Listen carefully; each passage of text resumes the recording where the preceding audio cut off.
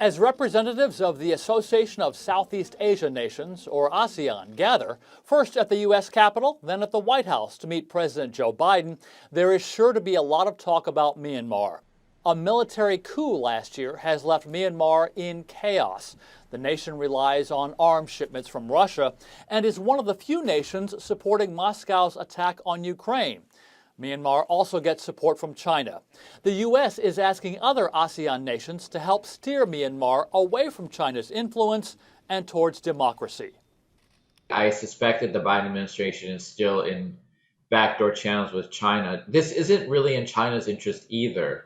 A failed state on their border with refugees flowing into China. But the nations do have competing economic and military interests. Vietnam, for example, also gets arms shipments from Russia, but it normalized relations with the U.S. 30 years ago. And Vietnam's foreign minister, on his way to Washington this week, praised the $100 billion a year in trade it does with the U.S. In regards to economic cooperation, trade, and investment, is a very important driver with huge potentials for bilateral relations. ASEAN members are already brokering trade agreements with each other and with other major powers like Japan and South Korea that are lowering tariffs.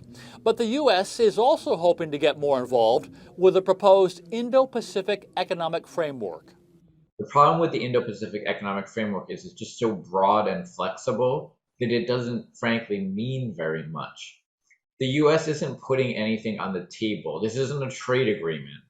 A senior White House official says there may be an empty chair at the summit to recognize Myanmar's exclusion by the rest of ASEAN. But President Biden is set to meet with each of the other leaders privately.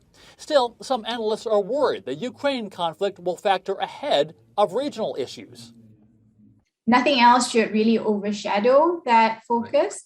And it would really be a missed opportunity if the U.S. side presses for a lot more discussion on Russia, Ukraine, and on China. The next major summit for all these nations is the East Asia Summit in November in Cambodia. But will the leaders of the U.S. and Russia, who normally take part, both attend? Andy Rosen, TRT World, Washington.